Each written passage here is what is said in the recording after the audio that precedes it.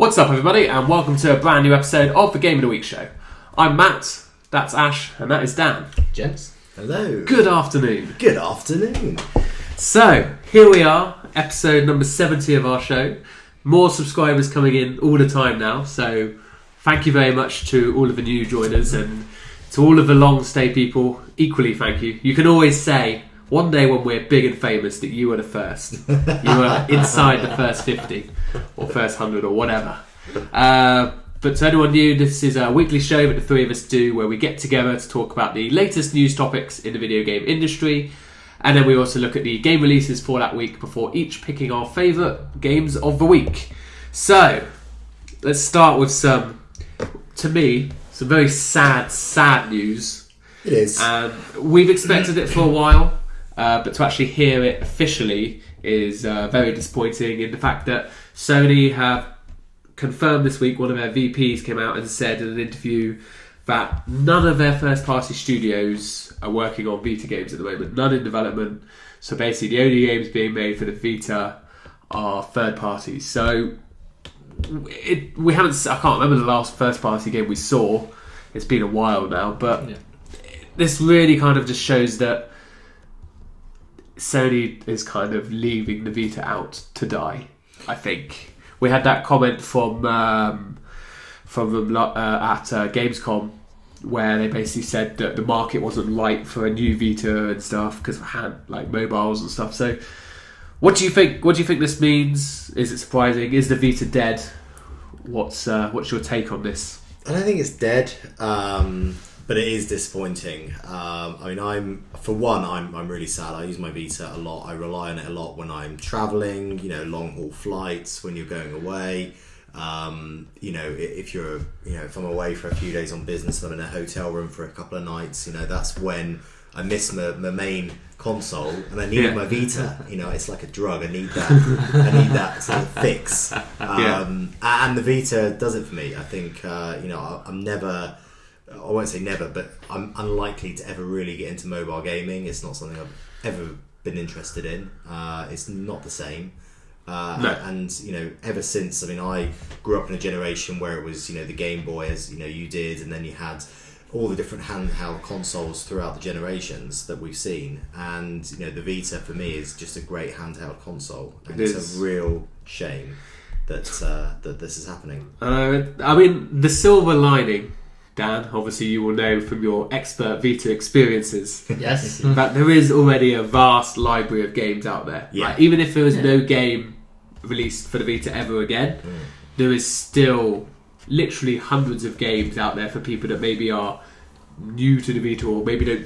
More like me and you, we love our Vitas, but we're not using them we're not those people that commute 2 hours every day, so we don't need to use it on a day-to-day basis. Yeah. We use it maybe 8-9 times a year. It's not much. It's certainly not on a weekly basis. It's once a month or maybe sometimes less than that. So it's not often, but when it is used, it's used for several hours. One thing you could think about here, in a small thought takeaway than anything, is are all these first party studios not working on Vita games because Sony needs them to be working on PS4 games to go against the strong lineup that Xbox has had recently? Well, so they're working on that as their rebuttal, and therefore they've gone and said, well, the Vita's not going to help us win this.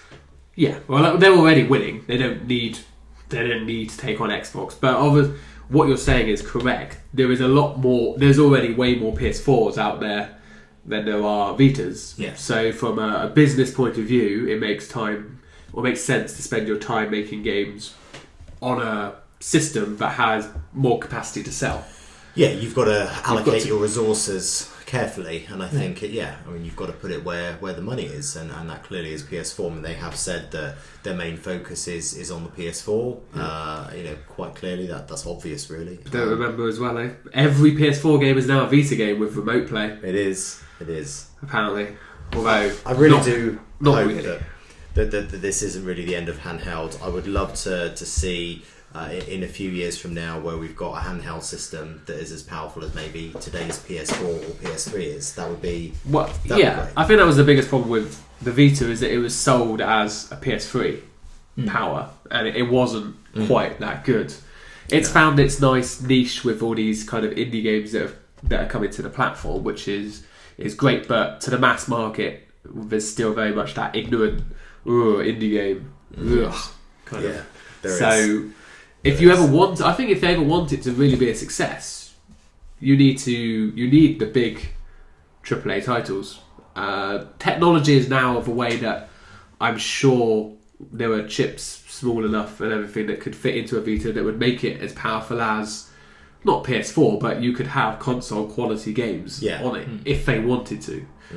But again, it does come down to cost. It does come down to whether it warrants the cost, and because of the number of Vitas in circulation, it probably doesn't. And with mobile gaming, where it is and the trend we see in that, I think that's a massive headwind in handheld consoles. Why would the mass market? Why pay £30 for a game when you can download a game on your phone for free? And then pay £100. But it's fine because you don't notice it. Yeah, exactly. Or it's your parents' credit card. So as so many court cases have proven. Even did you see? Was it Kanye West was tweeting moaning about microtransactions in mobile games? I didn't see. Moaning about how his kid just wants to play this iPad game and it keeps asking him for money, and his companies should be ashamed of themselves or something. Yeah. Just let them make these. Why are kids' games trying to make money? They should just be free for kids to enjoy. Exactly. Mm-hmm. But that's another conversation for another day. That is. Next up, more sad news. Bring it on. Where's the happy news? We'll get to some happy news. Okay. But there was it's not the happiest of news week. Everyone's too busy releasing their games to give us positive news. Yeah. But the founder or the kind of architect behind Xbox Live has left Microsoft after 18 years. Eric Neustadter, he worked on the Xbox team for 14 and a half years. You guys may or may not know this. He was the very first person to ever have a gamer tag. Yeah, I didn't know that. His gamer tag was E, very simply. Nice. And so Xbox Live's been running since August 2002, so 13 years, and he was obviously ever since he went to Xbox, he was pretty much working on this. And we all know, even on the PlayStation side, how well regarded Xbox Live is, especially when you look at the mess that is the PSN. Yes. Yeah. And obviously this guy largely is kind of responsible for that. Obviously I'm sure he'll land on his feet somewhere. I don't need to worry about him. I don't think we do. I'm sure with that credentials he'll move on to something equally great. But maybe Sony to fix PSN. Maybe. I'll tell you what, that would actually, even as a Microsoft fan, that would still make me happy, because Sony's network does need to be a lot better. It's not very good. No, it's not.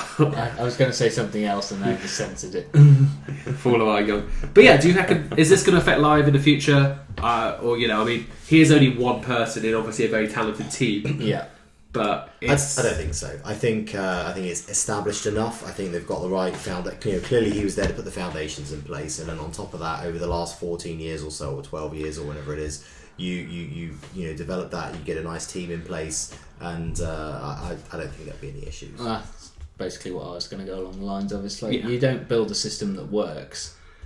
Build upon that system that works, get everyone liking that system that works, and then turn around and go, you know what, guys, we're going completely different. Yeah. No, it's obviously it's probably a big loss to Microsoft.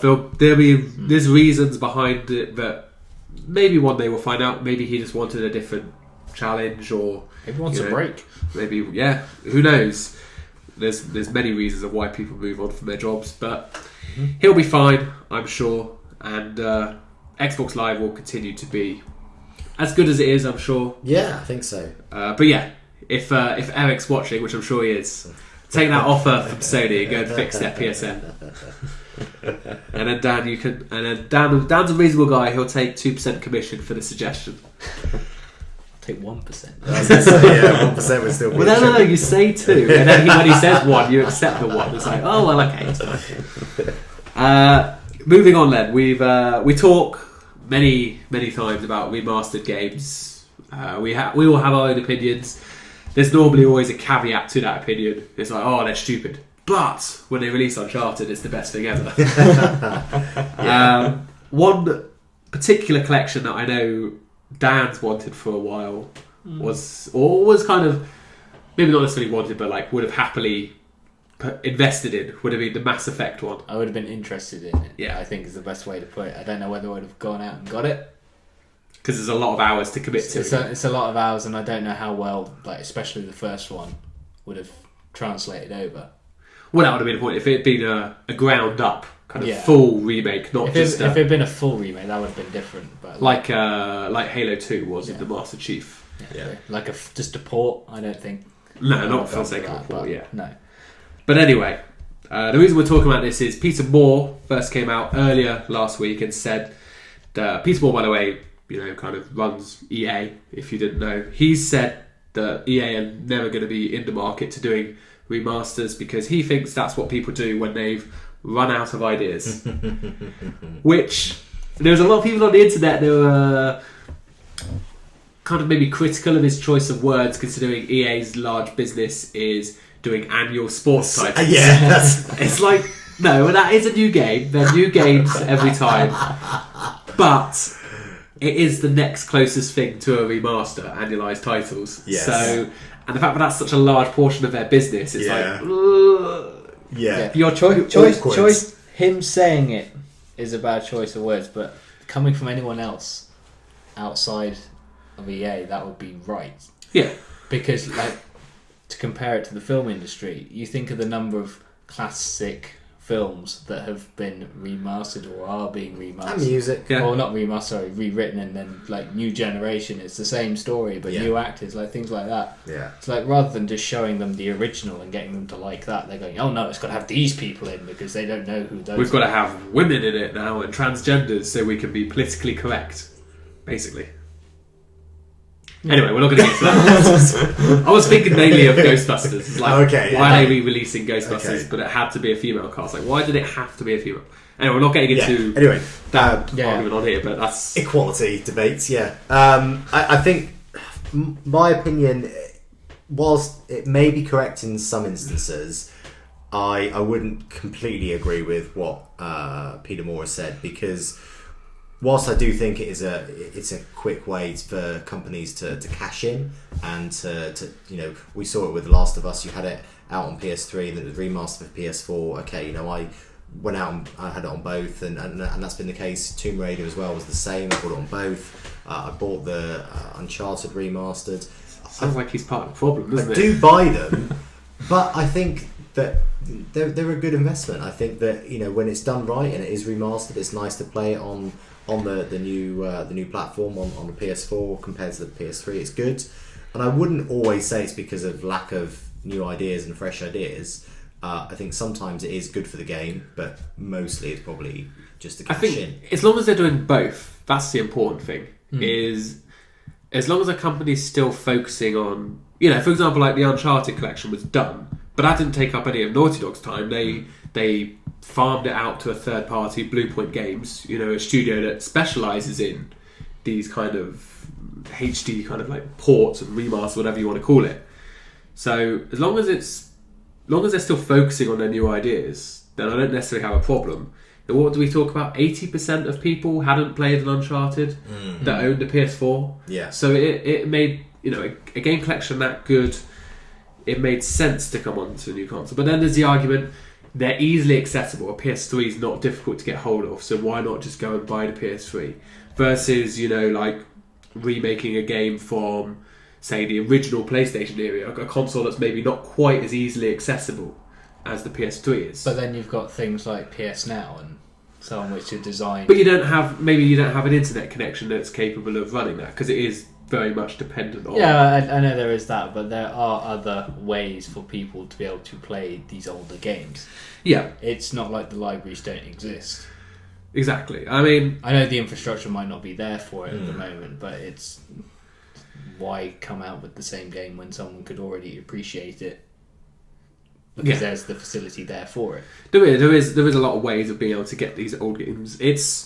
Of course it's for money, and the reason we bring this up is EA had a very strong point of, we're not going to do them. Whereas also this week, Square Enix came out with pretty much the opposite statement, saying we're going to be doing loads of them because they've already announced the Final Fantasy VII remake, and then this week they basically said that they're going to be revitalising many of their most popular IPs, to bring it to the current generations, and also to optimise versions for smartphones as well. So Final Fantasy 1 through to wherever they're up to. 78. Well, Final Fantasy VII's recently come onto iOS as well. So, I mean, I think it's a good thing. I do. There is clearly a different generation of gamers now. We are 2 years on or whatever for the current gen. If you look at the games that came out since 2007 when the PS3 was out, 2007, something like that. 8, I don't know. Yeah. If you look back then, I mean that's a long time ago, and that's getting on for 10 years. It's certainly not far off, and it is a completely different generation of gamers. Bringing out big top titles from 7-8 years ago, I think is a good idea. There's always going to be new people. Like there's always going to be new gamers coming, into this industry and it is important that some of these benchmark games they do get an opportunity to play, because it's truly, well, same with movies. If you want to kind of really understand movies, you go back and watch, the classic films from like the 60s and the 70s, when movies really started, becoming what they were. Now, gaming is still a relatively young industry in form of media. 30 years? I mean, you had things like Pong and stuff, but like home consoles and stuff, they really kind of took off with the Nintendo, with the NES. I think that's when it really started to.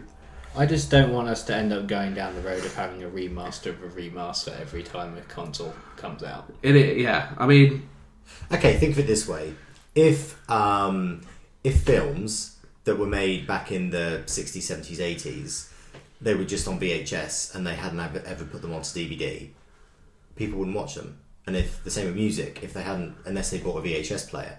And it's a bit like games in that respect, and the same with music, with vinyl. If you'd gone from vinyl to CD, well, if somebody decided, well, we're just going to stick with vinyl, and if people want to listen to that music, they'll have to buy a vinyl player.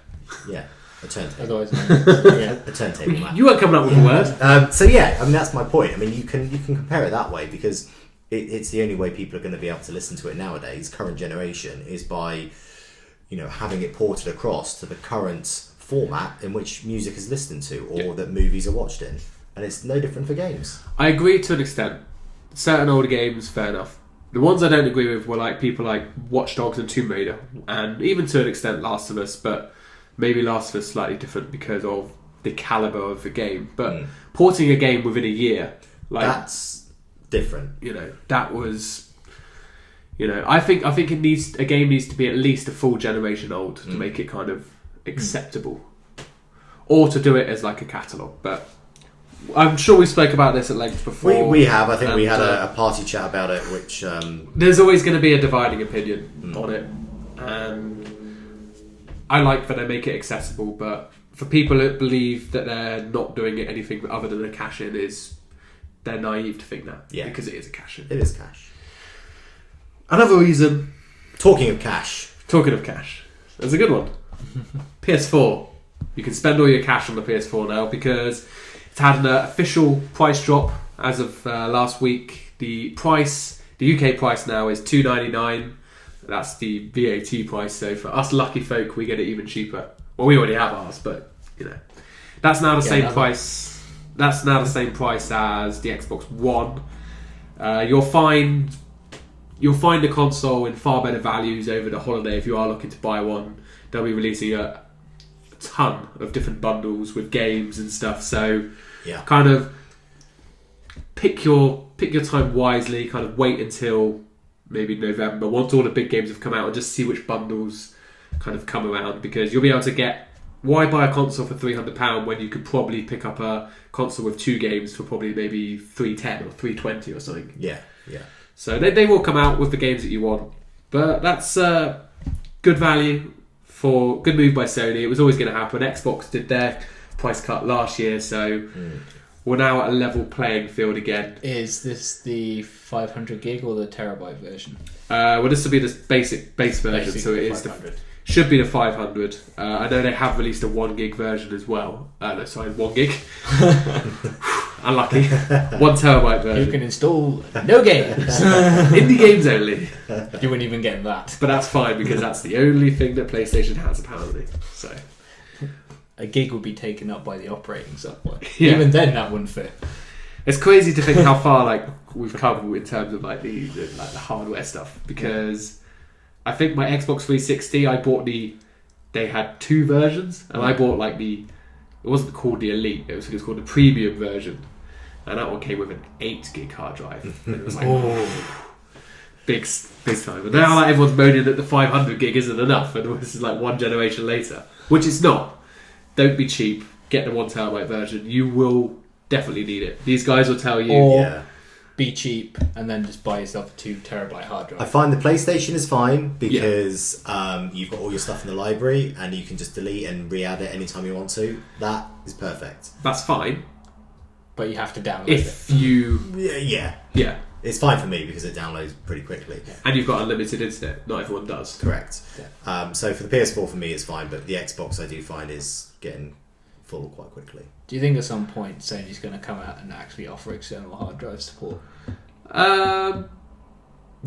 Almost Properly so certainly. you can install them. I do. Yeah. I do. It is all, but at the same has to time, happen. it is very easy to replace the disc drive in the PS4. Yeah. Like the Xbox One, it's supported with USB 3 because you can't easily get inside the console. Whereas I managed to get into the PS4 without any real instructions or without fucking it up. And if I can do it, Yeah, it's but gotta be easy. there are going to be people who don't want to take it apart though to do it. Even though I know it's a simple process. Yeah. There will be people who don't feel comfortable doing that. Yeah, you're right. So, well, you can send me yours and I'll do it for a small fee. Sideline business. Yeah.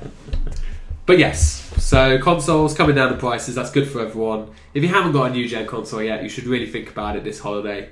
You'll be happy with either console, to be honest. Xbox One does have the better first party lineup this fall, but then you've got Uncharted coming next year for PS4. They're both great consoles, you'll be happy with either. Yeah, I mean, I just buy both. Get both. Just get both. Yeah. Hey, Dad. Yeah.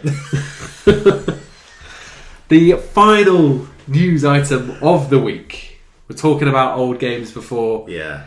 Nothing is much more of a classic than the original Super Mario Brothers.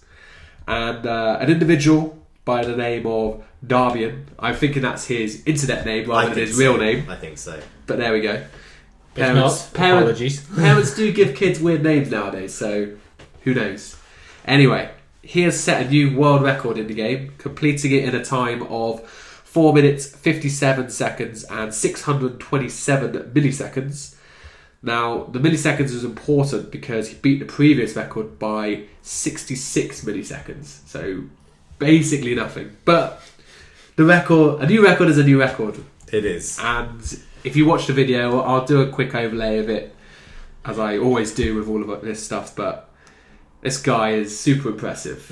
Like, we watched it before. And we'll get into a full conversation about speedruns later on this week with Party Chat, but I was like, when I watched this, I was like, how can you do that? Because it's not just doing the game quickly, it's being pixel perfect. It is almost, yeah. Because I think he said it took him I can't remember. It was thousands of times till he did the run. Like he did this thousands of times to get it bang on right, and it's pure dedication. It is pure dedication. Yeah, I mean it's hats off. I think it's there are games that I play that I'm so determined to even on a level or a certain bit where I can play it a few hundred times, and by then I'm really, really, really losing my temper, and that's fine. But I can't imagine playing something a couple of thousand times. That's just nuts. And it's not the fact that it's not even just the fact that he was dying. It's like imagine if he tried to jumped into a block and it just stopped the run. Yeah. Like just stopped his momentum. Yeah. that's losing him 2 or 3 seconds, which in world record is it's gone. Kills it. Yeah. Like 66 milliseconds is what he beat it by. That's like nothing. That is nothing. Yeah. And I'm looking at the video. I still think he can shave another half a second or a second off of that. There's a minor blip. So well done, Darby, but come on, try a bit harder this. No, I was very, very impressive. Very worthy world record holder. Although I'm sure the previous world record holder is now desperately trying to take it back off him. I don't think I'd bother. One thing I'd recommend while we're talking about world records is, as a quick caveat, is go and watch a film called The King of Kong, which is a documentary about these 2 guys trying to get the world record on Donkey Kong. Oh yeah. Those guys are seriously it's a really good film, and it's a really interesting insight into competitive gaming as well. So yeah, there's my film of the week. There's a plug. I'm not even getting paid to sponsor. Oh, I know. We'll move on to the games now that we can pick. And first up, we've got probably the biggest release of the week, Assassin's Creed Syndicate on PS4, Xbox One, and PC. Now, Dan will be doing a Let's Play of this tomorrow, but what are your quick kind of thoughts on it so far? Right, so it's changed how you play the game a little bit more, because we're finally, in terms of timeline, we're out of the period where people were running around with swords and everything like that. So the old combat styles gone, and it's focusing a lot more on the up close, sort of like fist to fist combat. Yeah, so you were saying before it's more Batman-esque, is that what you were saying? Yeah, it's very much just the melee, get your combo up kind of thing. It's onto there. It's picking up where Unity left off in the sense of you've got a little more freedom about your missions now, whereas it used to be a lot of the time, you're spotted, you're done. Kind of thing. But whereas like assassination, like kind of don't get spotted. Yeah, so it's now very much you get spotted, okay, clear out the area and then move on. It's like it's up to you whether you want to go in. Well, now fists blazing, I guess you could call it, really, rather than guns. Although there are guns. Yeah. Or you can go about it stealthily. You've got the 2 characters this time to play as, rather than one. Yeah. It's the twins, Jacob and Evie Fry, and they've each got to have that equality in video games. Yeah. It actually works for this so far. I've noticed it gives them someone. It gives the characters someone to play off. Because they play different styles as well. It's not just 2 characters that do the same thing. It's meant to be a case of one's better at the upfront brutal fighting style. The other one's meant to be your more classic sneaking around assassin. Can you are there set missions that you have to do with each character, or can you? Is it kind of like in GTA where you have the heist? It's like you can do it this way or this way. Is that how this is set? Like, can you choose to be Evie and basically do it the stealthily way, or can you be Jacob? Jacob, yeah. Yeah, and just punch your way through. I think there are meant to be points where you can only be one or the other. Okay. So far, I haven't had that. I've been able to look at every mission individually and go, okay, I'm going to choose to be this one. Right. Okay, so there is some missions where you can choose that. That's cool. But I think there are points where you're meant to be only one or the other. I guess that would be specific missions that are probably designed around. There's a particular mission where you maybe have to assassinate someone without being spotted, so therefore you are Evie because that is the stealth one. Or maybe there's like this gang you need to beat up, and therefore you are Jacob. Yeah, the good thing about it is that you're not penalised for using one over the other. They will both level up from the experience you gain at the same time. Yeah. That's good. But when you choose their skills to level up, they level up independently of each other. Yeah, they've got skill trees and stuff. Yeah, they've got the same skill trees. How's the... But you can choose different things off them. The environment, the city, does it work well for what you've seen so far? So far, it's good to see UK represented for once in a video game. There's almost too many carriages in the roads at times. Oh, yeah. Of what I've had to use, but it's been very limited. And I basically just had a rear ending. Is that innuendo? No. I think he meant it literally. Yeah. Yeah. Cool. Well, make sure you tune in tomorrow where we'll have a Let's Play where we can show you a lot more rather than just speak about it, and we'll speak about it as well. But yeah, so that's the first one. A lot of good things being said about it so far on the internet. Reviews mainly positive. Ash has still got to play Black Flag and Unity and all the others first. But I think you might have to give up the ghost on some of those. I might have to. I've basically accepted that Unity. I got as far as unwrapping Unity and installing it, and that was it. But I shouldn't have done that because I could have then sold it sealed. Now I can't. It's used. Next up is the other big release of this week, which is Guitar Hero Live on the PS4, Xbox One, Wii U, PS3 and 360. This is the return of the music genre. We had Rock Band, was it last week or 2 weeks ago? Yeah. Now Guitar Hero Live, bringing back Guitar Hero. Slightly different to how it's been before.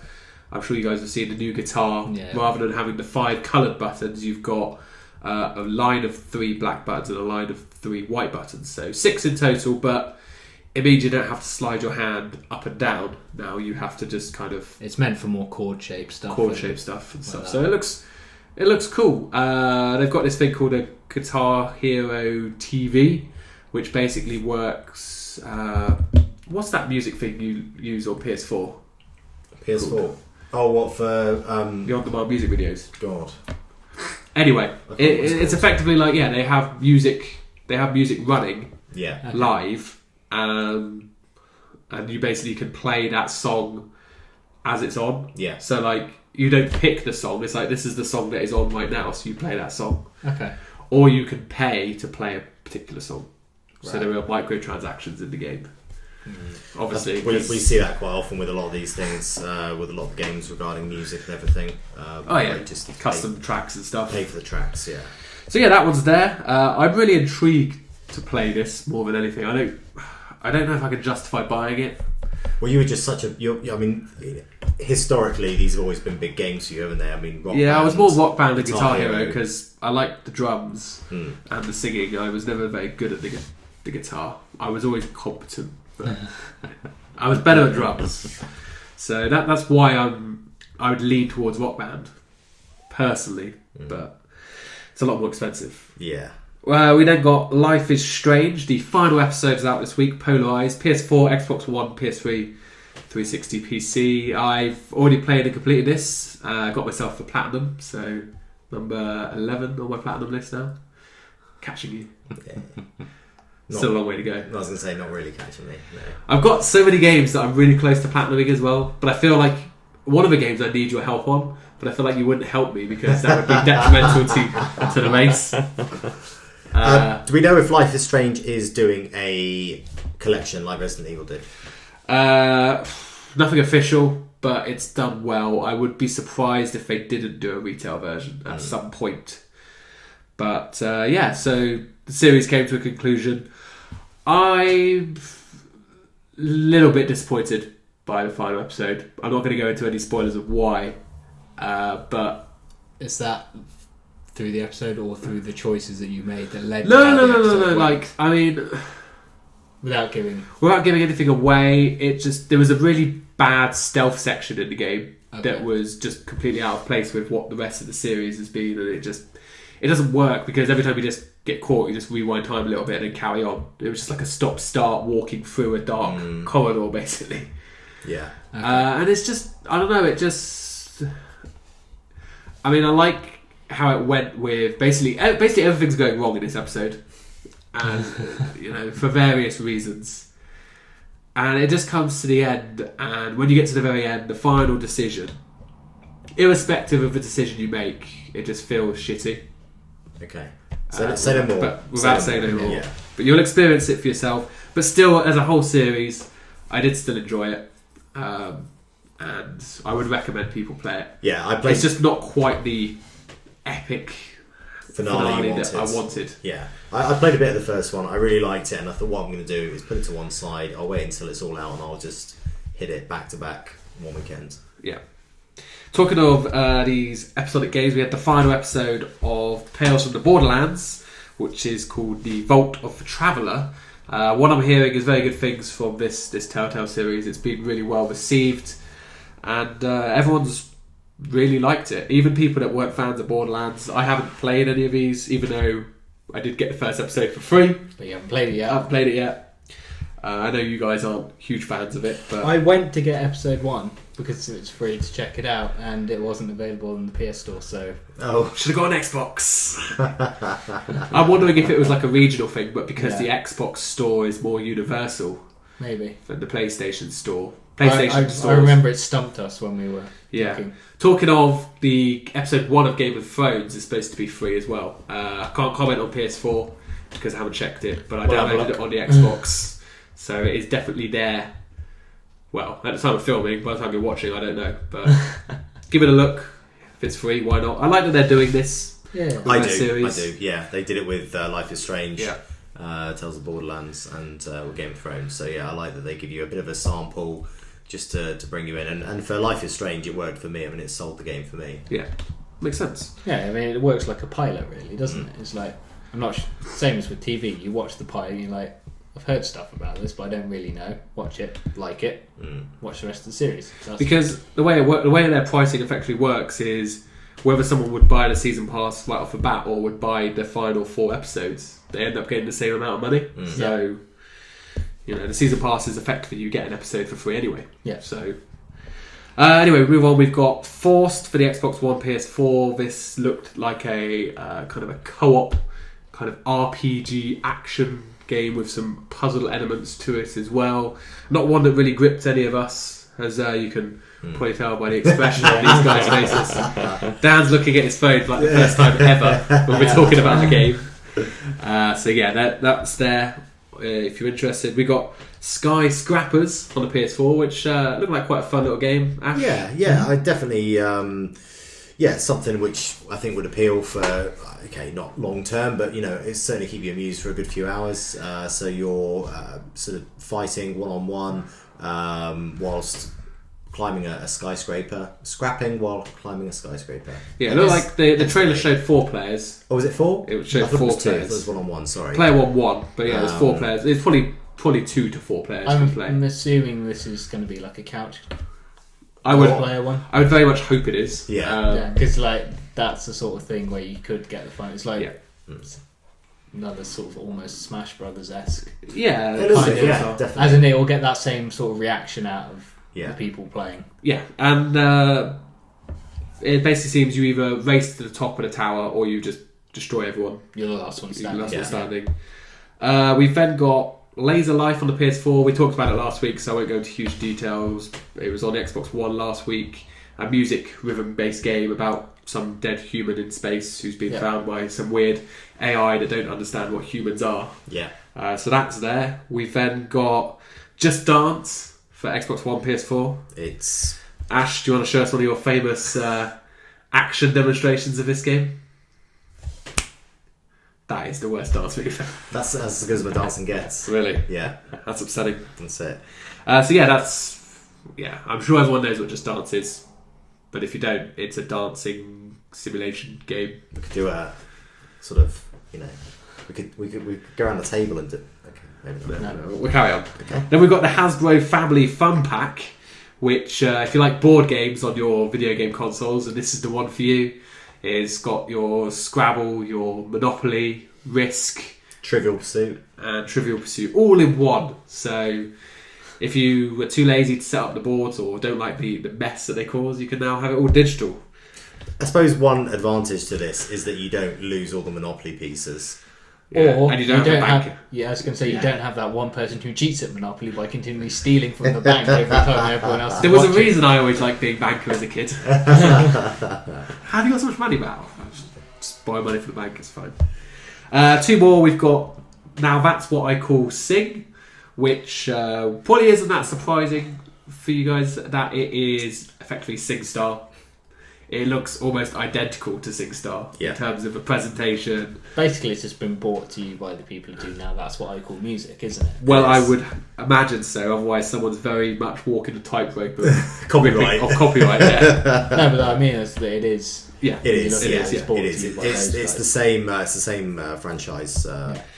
And then closing out the list again on the PS4 Xbox One is the Jackbox Party Pack 2. We've talked about these before. The games, Fibbage, Quiplash, all just kind of fun little party games where there was a game there where you basically images where you make up a statement that is false. You have to pick out which one's false and which one's true and stuff. Yeah, like it's usually They're the fun little fill party in the blank. Fill in the Pretty blank much. stuff. There's a lot of party games this week. Yeah. I think maybe they are wanting to prepare for Christmas. Yeah, it's almost if there's a holiday coming up. Yes. Halloween. Yes. Yeah, I got it right. Everyone gets together on Halloween, and What they do in America. That Gets good very- old family get together. but you could actually argue if you're looking at the American Mm. audience, you've got 3 potential get-together With like Thanksgiving. holidays. Got Thanksgiving. Yeah, Yeah. true. So, closing up, guys. It's been a bit of a long one. Even though we said it was going to be short, we were wrong. I know, we thought we were going to speed run it. We failed. We did failed fail. miserably. We Let's did. stop and start again. We didn't actually tell the audience we were going to speedrun it. No. That's the problem. What if we told them we would have been quicker? They would have irked us on, would they? No, but we would then have been held accountable to us. This is true. But we're now telling them now. Yeah. If they're still watching, which they're probably not. Picks of the week. For me, I think it's got to be Life is Strange because I'll definitely be picking up the entire series and playing this. You already know it's Syndicate. Do I? Yes. I don't know. Like you could say that you want to pick a different game for No. whatever reason. No, not this week. My pick this week is Just done 2016. Exactly. There we go. Marginally better than mine. Exactly. No, mine's probably Syndicate. I'm impressed with everything I'm reading. I'm not going to play it before Christmas, but I've been a bit tired of some Assassin's Creed games, but a lot of people are saying good things about this and that it does feel a little bit different to previous games. Life is Strange is great. If I hadn't been so amped and already played it all, then maybe, I played it earlier on in the week, so I've already kind of digested it and moved on almost now. Yeah. So, but yeah, any of those games, or either of those games you'll be picking up, you'll be definitely happy with. And it's a big day tomorrow, don't forget. Yes. Halo Day. I've still got to finish 4. I'm running out of days. I'm going to do an all-nighter on Monday. Exactly. Yeah. There you go. There's the now what I can call sing or whatever. Right, so that's it for this week. Thank you very much for tuning in, everyone. Do always let us know in the comments down below what your games picks are this week. Are you enjoying Guitar Hero Live? Let us know. What do you think about the fact that Sony are not supporting the Vita anymore? Are you bothered? Do you think the third party support is still enough? Any comments, we'll respond to you as always. But for now, Dan, Ash, Cheers, guys. thank you. Thank you, guys. And everyone out there, thanks for watching. We'll see you all next time.